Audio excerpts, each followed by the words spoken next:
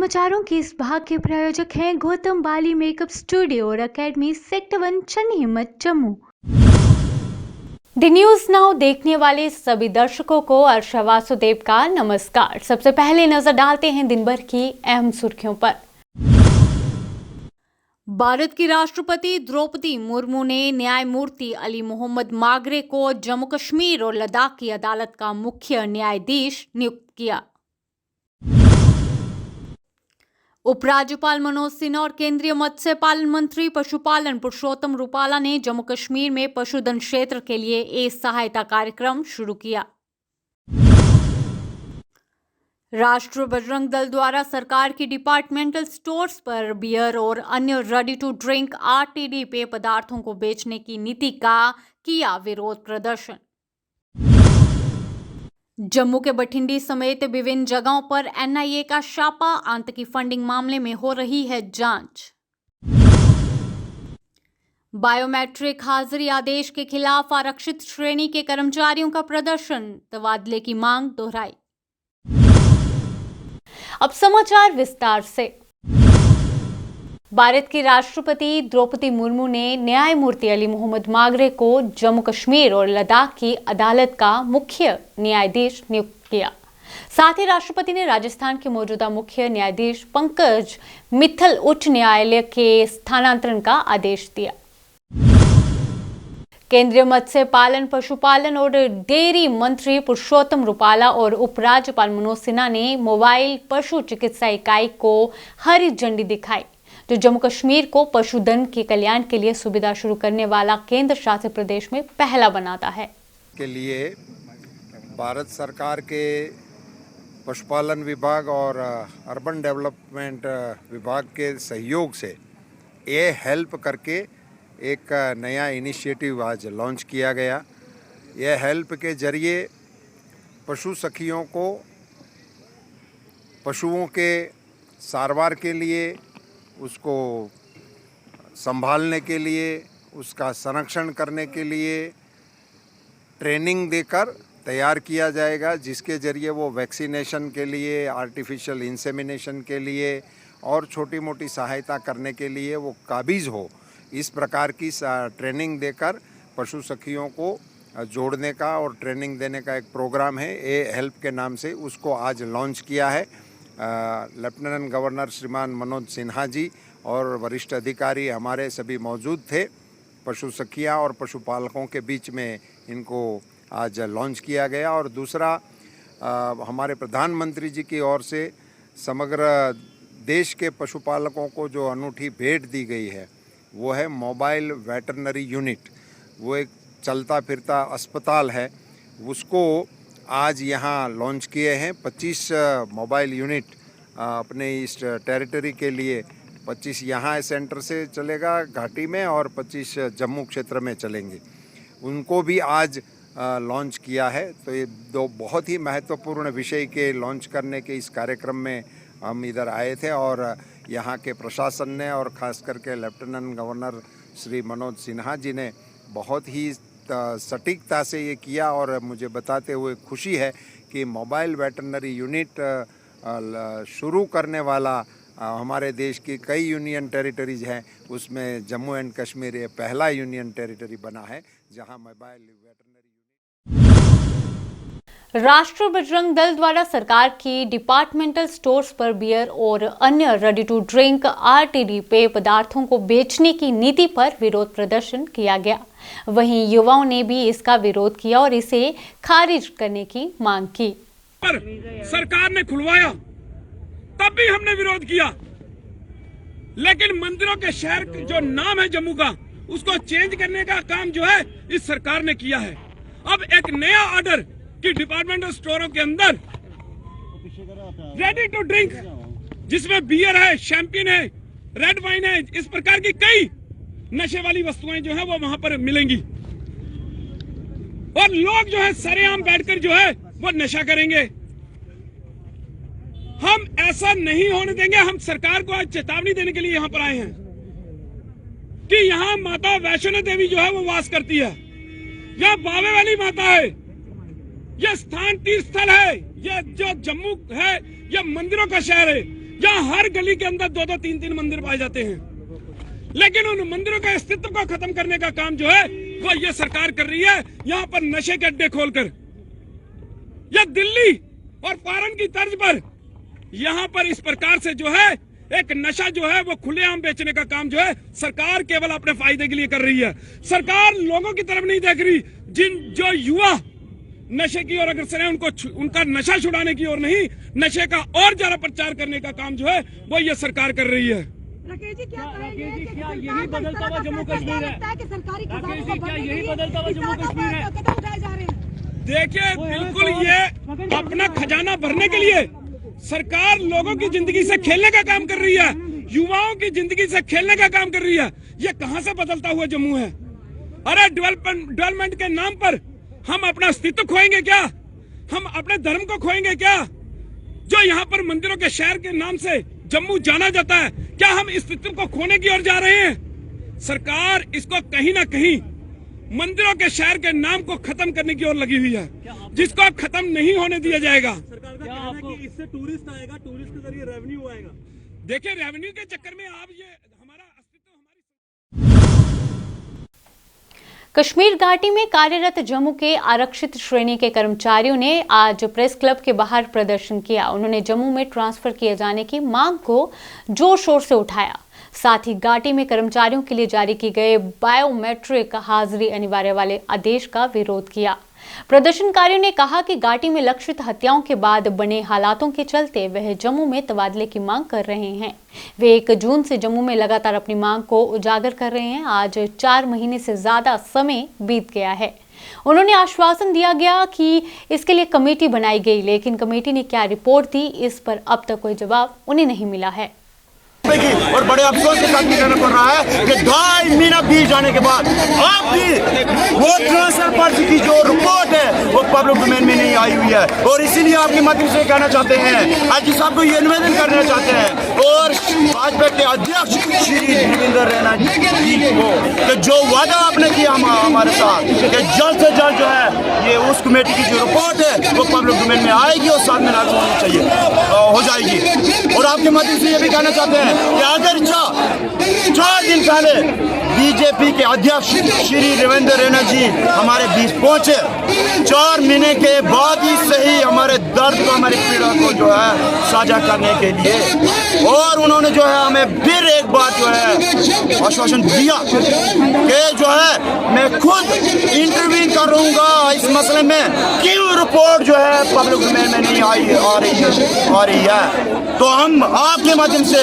आज फिर जो है श्री रविंद्र रैना जी को ये याद दिलाना चाहते हैं कि भाई जो सर आपने वादा किया था, मेहरबानी करके उसको निभाइएगा। जल्द से जल्द जो है कमेटी की वो रिपोर्ट है ट्रांसफर पर्ची वो पब्लिक डोमेन में आनी चाहिए और साथ में लागू होनी चाहिए। और श्री रविंद्र रैना जी ने ये भी वादा किया जब बहनों ने कहा कि सर हमारा करवा चौथ का त्यौहार आ रहा है 4 दिनों के बाद, कि हमारी सैलरी जो है 4-5 महीने से बंद है, तो श्री रविंद्र रैना जी ने इनको भरोसा दिलाया।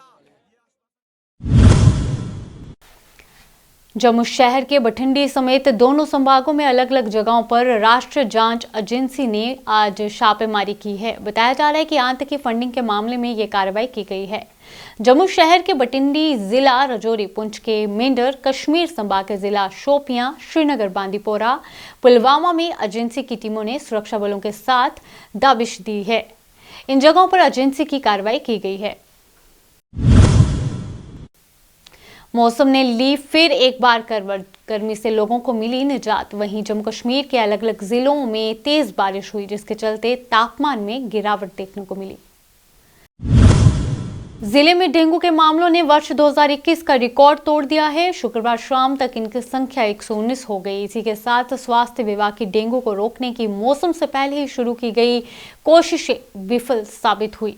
डेंगू का सबसे देखिए, आपको पता है कि ये सीजनल बीमारी है, तो जैसे ही इस सीज़न में पोस्ट मानसून सीजन में अगर फीवर हो रहा है तो सबसे पहले हमें अलर्ट होना कि ये फीवर डेंगू तो नहीं गई।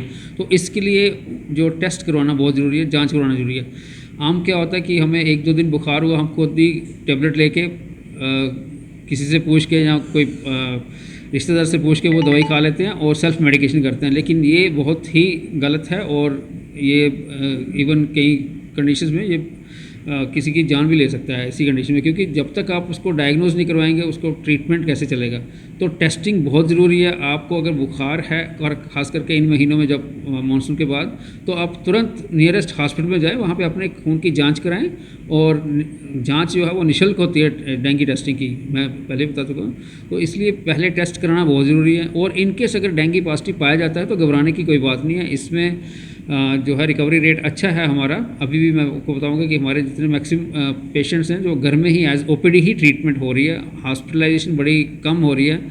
एज ऑन डेट जैसे टोटल हमारे अभी तक पेशेंट्स जो पॉजिटिव आ चुके हैं वो 2600 के करीब आ चुके हैं। तो एडमिशन रेट मैं बताऊंगा आपको तो हार्डली कोई 3 या 4% एडमिशन रेट हुई है। तो आज की डेट में जैसे जीएमसी में 31 पेशेंट होंगे टोटल अभी तक एडमिटेड, और एसएमजीएस में राउंड अबाउट कोई 40 के करीब पेशेंट्स एडमिटेड हैं। तो मेनली इसका यह है कि ओपीडी ट्रीटमेंट ही चलती है और उसमें सतर्क रहना है आपको।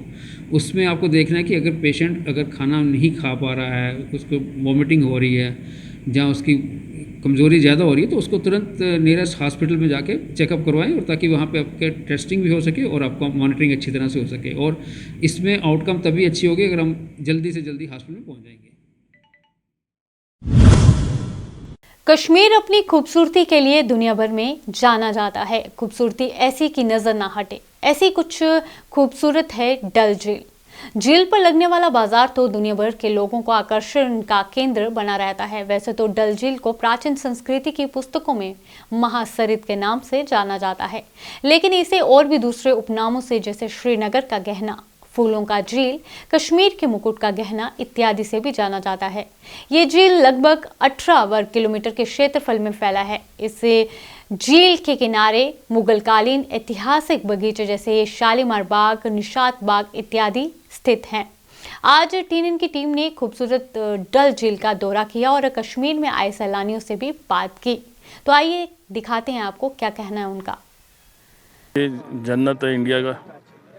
तो कश्मीर के लोग कैसे लगे? बहुत बढ़िया। बहुत कोऑपरेटिव। नाम? सुरुचि। कब आए कश्मीर आप? हमें 4 दिन हो गया है। तो कहाँ कहाँ घूमे आप? हम लोग श्रीनगर घूमे, पहलगाम घूमे, गुलमर्ग घूमे।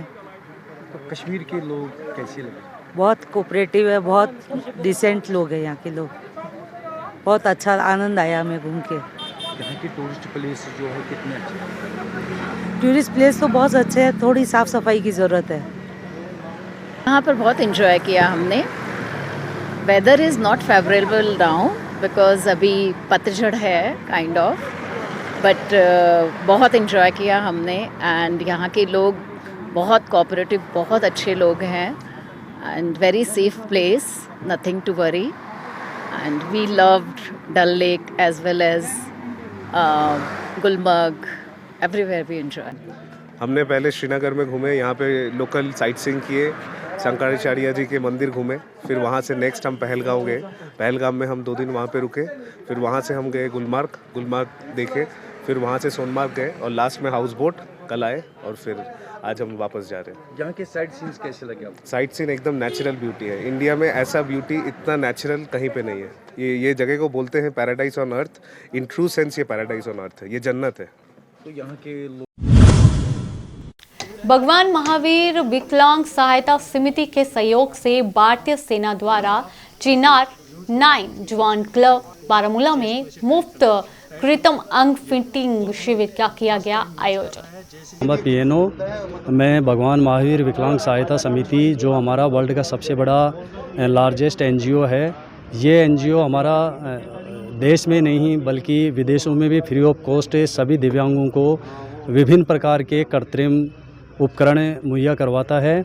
अभी हम लोग यहाँ 5 जगह कश्मीर के ज़िलों में अलग अलग हैं। जैसे इससे पहले हमारा कुपवाड़ा में कैंप लगा। कुपवाड़ा में हमने तकरीबन 250 दिव्यांगजनों को लाभान्वित किया विभिन्न प्रकार के उपकरणों से, जैसे प्रोस्थेटिक लिम्ब हो गया जिनका पैर कट गया, कृत्रिम हाथ हो गए, श्रवण यंत्र हो गए, कैलिपर हो गए, व्हीलचेयर्स हो गए और बैसाखियाँ हो गई। ठीक उसी सिलसिले में आगे हम आज यहाँ बारामूला में हमने विशाल दिव्यांग शिविर का शुभारंभ किया है। इसमें भी करीबन 300 लोगों को हम दिव्यांग लोगों को लाभान्वित करेंगे। उसके बाद हमारा अगला मिशन होगा अनंतनाग, उसके बाद शोपियान। जम्मू कश्मीर राज्य के पूर्व मुख्यमंत्री गुलाम नबी आज़ाद की नवगठित डेमोक्रेटिक आज़ाद पार्टी की आगे की रणनीति जानने के लिए जिला कठुआ के डेमोक्रेटिक आज़ाद पार्टी के नवगठित नेता एडवोकेट अजय शत्रुघ्न से खास बातचीत की गई। तो आइए दिखाते हैं क्या कहना है उनका। हमारे पीएचई डेली वेजेस का मसला है, हमारे एनवाईसी वॉलंटियर्स का मसला है, उनको पे स्केल कम है और बड़े सारे मसले हैं। जम्मू कश्मीर में अब ऐसी स्थिति बन गई है कि एक चपरासी भी अगर आपने लगाना है तो वो भी दिल्ली जाकर लगाना पड़ेगा। अगर आपने एक छोटा सा रूल भी बनाना है, कानून भी पास करना है, वो भी पार्लियामेंट ऑफ इंडिया जब बैठेगी फिर वो उसको सेशन को तय करेंगे। तो कहने का मतलब ये है कि हम चाहते हैं जम्मू कश्मीर को जल्द से जल्द जो है स्टेटहुड जो है मिलना चाहिए, और स्टेटहुड मिलने के साथ हमारी जो उन्होंने एक सिस्टम ओपन कर दिया हुआ है, हमारी जो प्रोटेक्शन इतने सालों से रही। मैं एक बात नहीं समझ पा रहा हूं भाजपा की कि उन्होंने ठीक है 370 तोड़ना था, तोड़ दिया। उनको सिर्फ इतना ही आता था कि 370 कैसे तोड़ना है। और मैं दावे के साथ कहता हूं कि जम्मू कश्मीर या भाजपा के अंदर, भाजपा के पास 2019 से के बाद का जो मॉडल है कि जम्मू कश्मीर को किस तरह से आगे चलाना है, वो मॉडल जम्मू कश्मीर में भाजपा कहीं ना कहीं फेल रही है। एक उदाहरण देता हूं मैं, आप मुझे बताएं, जब उन्होंने कहा कि हम आपको डोमिसाइल देंगे, तो डोमिसाइल कहने का मतलब यह है कि जिनके पास स्टेट सब्जेक्ट थे। अभी के लिए इतना ही। बाकी अपडेट्स के लिए बने रहिए दी न्यूज़ नाउ के साथ। धन्यवाद।